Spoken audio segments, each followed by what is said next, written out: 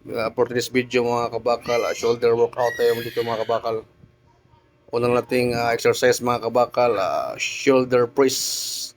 Tumira ako dyan mga kabakal ng 150 pounds. Yan, mga kabakal yung unang exercise natin. 5 exercise ang titirahin natin sa shoulder para kumapal yung ating shoulder. Next natin mga kabakal, Arnold press. Yan. Tumira ako dyan ng 35 pounds. Yan, titira ko dyan mga kabakal. 3 set. Ginawa ko dyan 15 reps sa Arnold press. Yan yung ating pangalawa.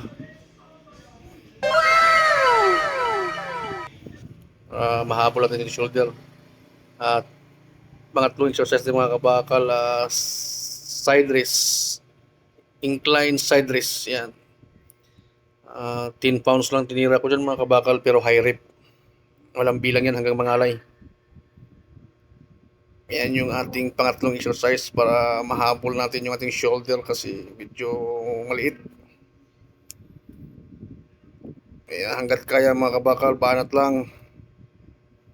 Yun o, hirap na pagka 10 pounds lang. Pinamitsura yung mukha ni kabakal o. Ayun, dito naman tayo sa left side mga kabakal. Ganon din.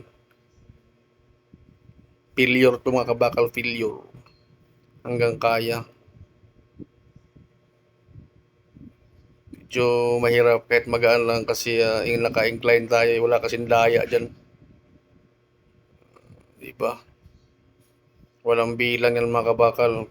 Hanggang kailan ka mangalay. Kahit magaan lang yan, ngalay din yan. Pwede nyong gayahin ang ating program mga kabakal.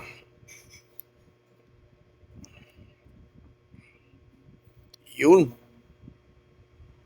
Talagang third exercise natin mga kabakal, seated front raise. Same pa rin mga kabakal.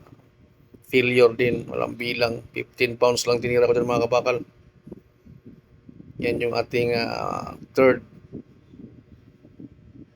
fourth exercise pala. Yan yung ating pang-apat na exercise sa ating shoulder program.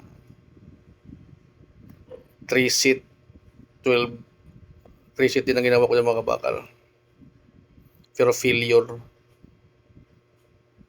Shout out sa aking master yon, nagkakapi. Yung mga turo ng ating Master X Dilyaba ay BB Hong Kong International yan. Hindi basta-basta yan.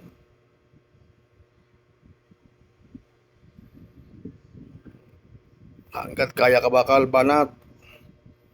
Walang bilang yan mga kabakal. Yun no. Sabay flex mga kabakal. Last exercise ng mga kabakal, reverse fly machine. Tumira ako dyan ng 150 pounds. Wala rin bilang yan. Kung ilan lang kakayanin kasi medyo heavy yan. Ang tama niyan mga kabakal sa rear deltoids. 3 set. Ilan lang kinaya ko. Thank you for watching mga kabakal.